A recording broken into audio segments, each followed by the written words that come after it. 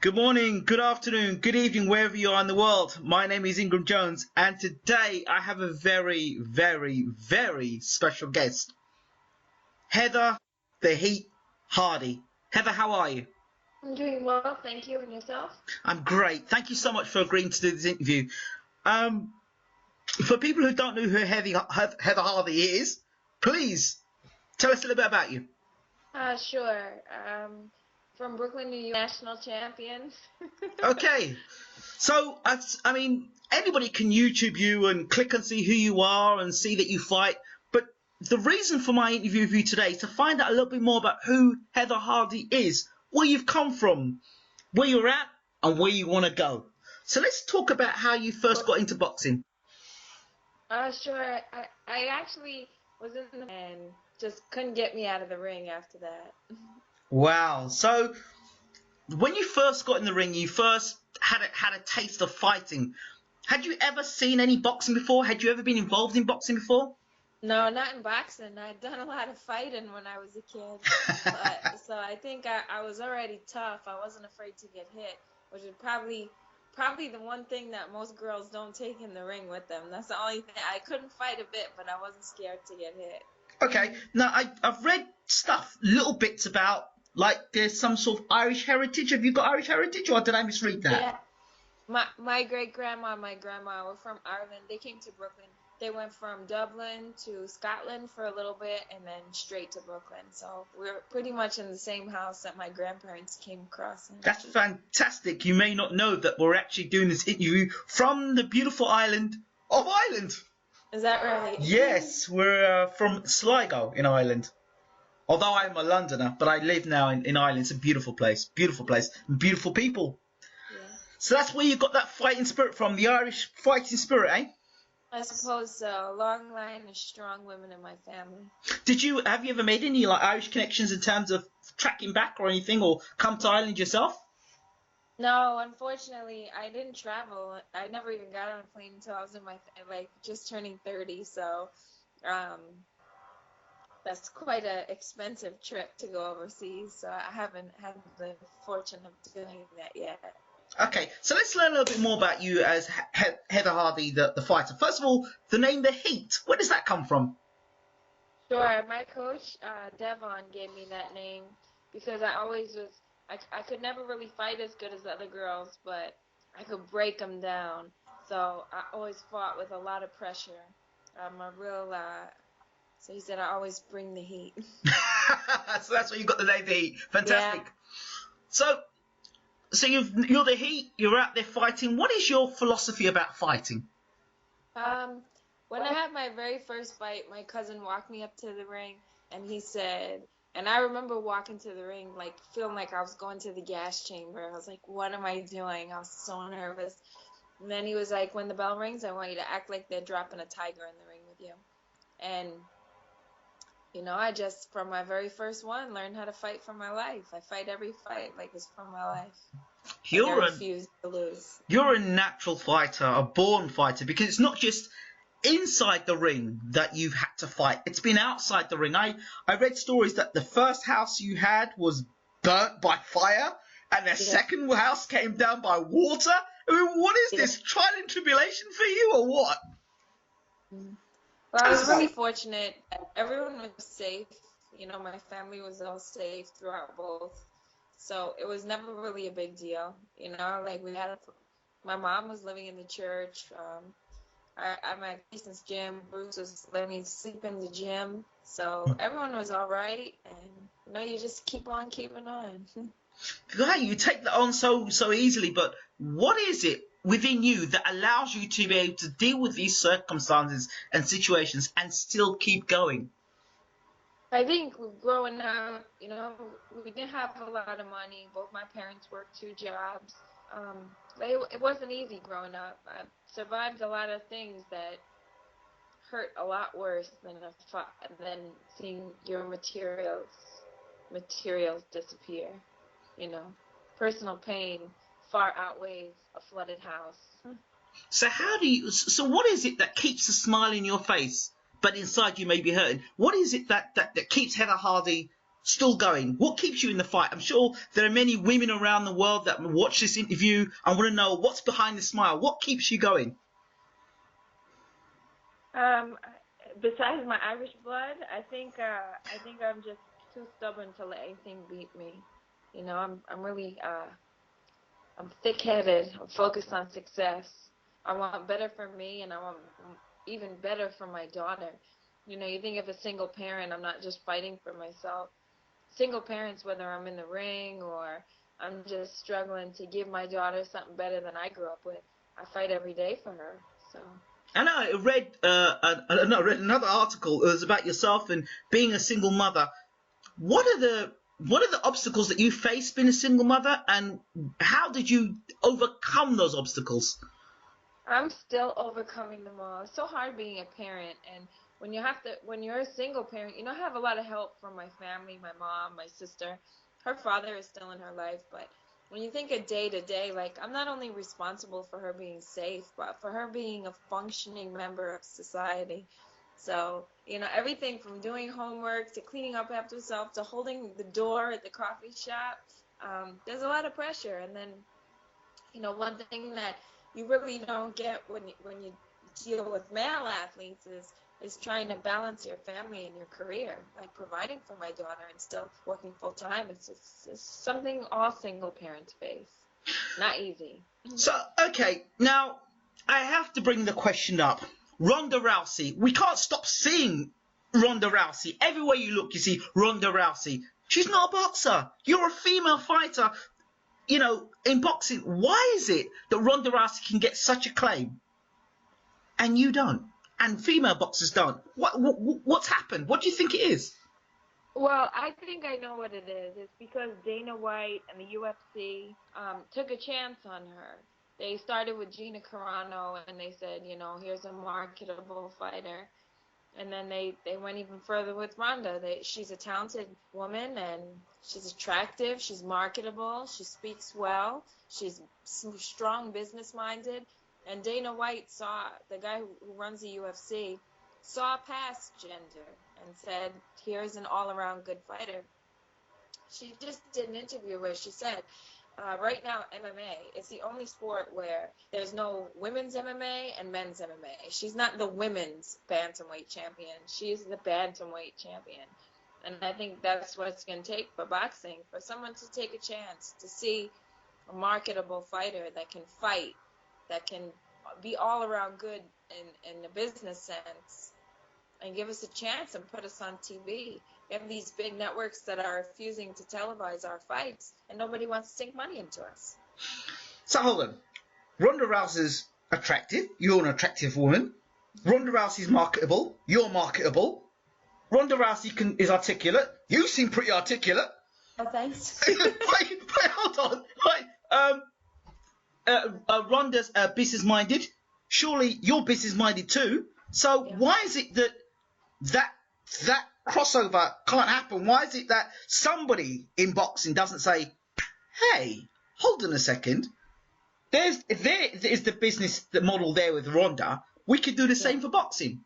Yeah, I've been very fortunate because Lou DiBella is my promoter, and he speaks very highly on my behalf, and he's pushing real hard to get females to the forefront. But it's really going to come to the suits who are at the networks, who are in charge of what goes on TV. Yeah. I mean, it's like the age-old problem. They say that women don't draw a large enough audience, but then they won't give us the chance to show that we can. It's been 20 years since females have had that platform, and I think it's time. I think not only to say I earned it, there are a bunch of us who deserve it. So where were you at the times with Layla Ali and Riker and Christy Martin? Where were you in the golden age? Where were you?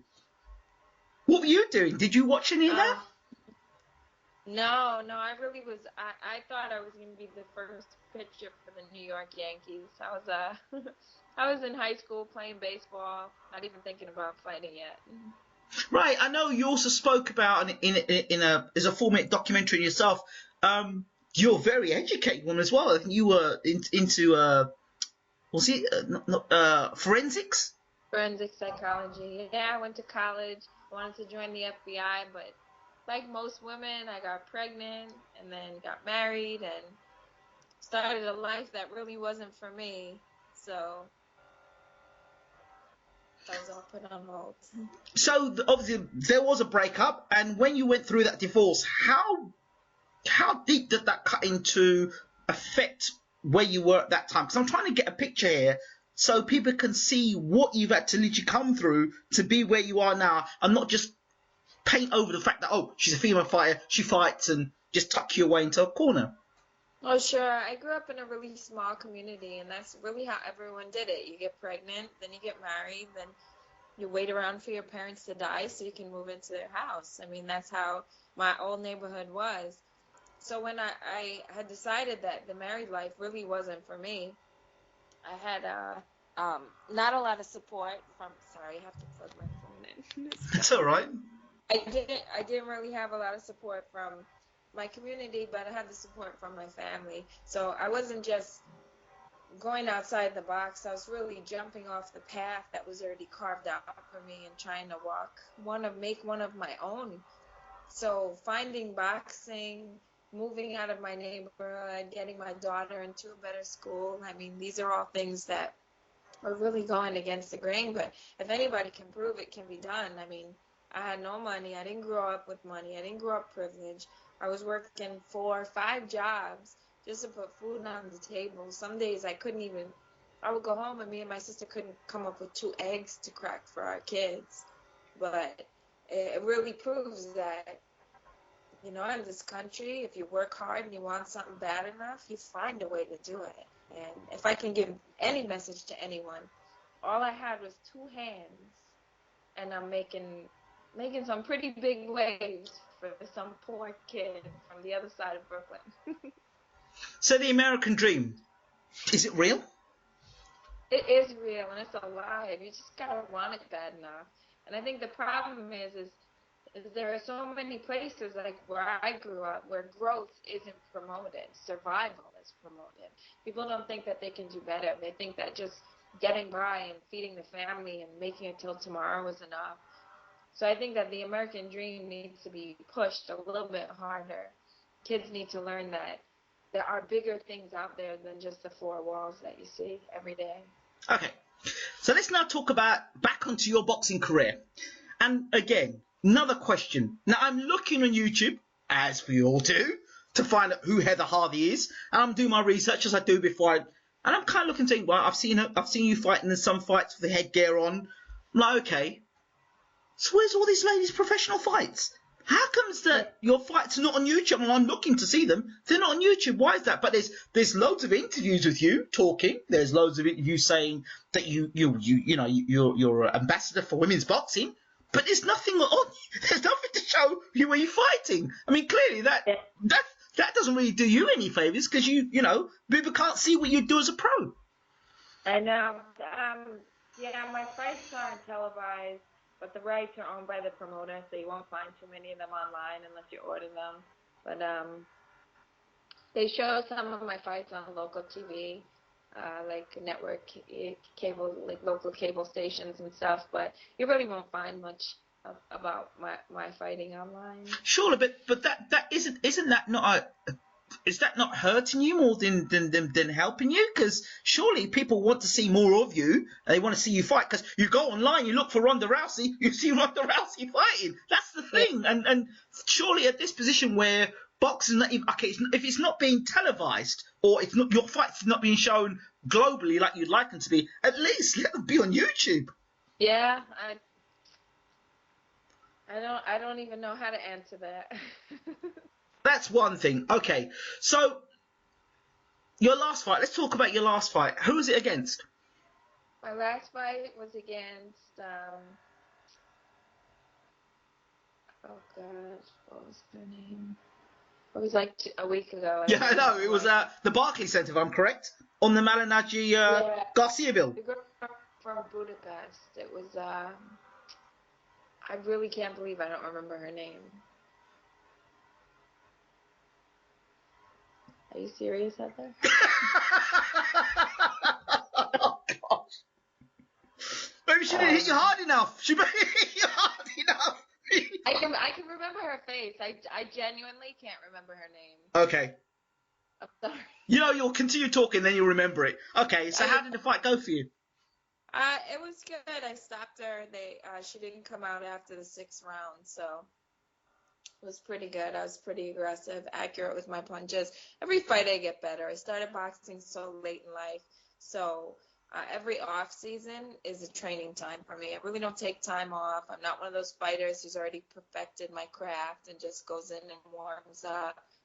I'm literally still learning and still improving, and every head of honey you see in the ring is better than the one from before. So, well, that's a positive. Really happy with this performance, but ready for the next one to be even bigger. So you fought 3 times at the Barclays Centre, I believe.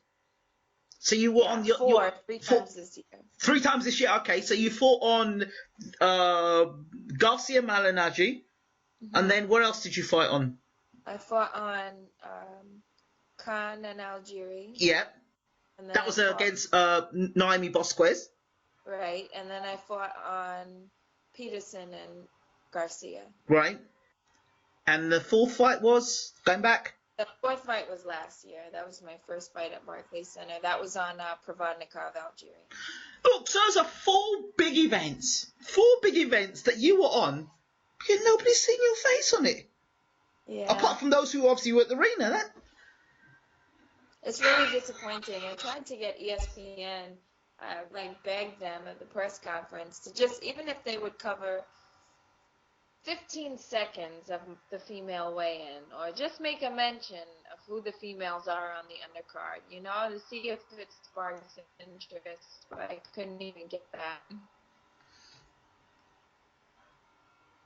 Okay, so why don't you get a friend to get a camcorder and just camcord you fighting? Is that possible?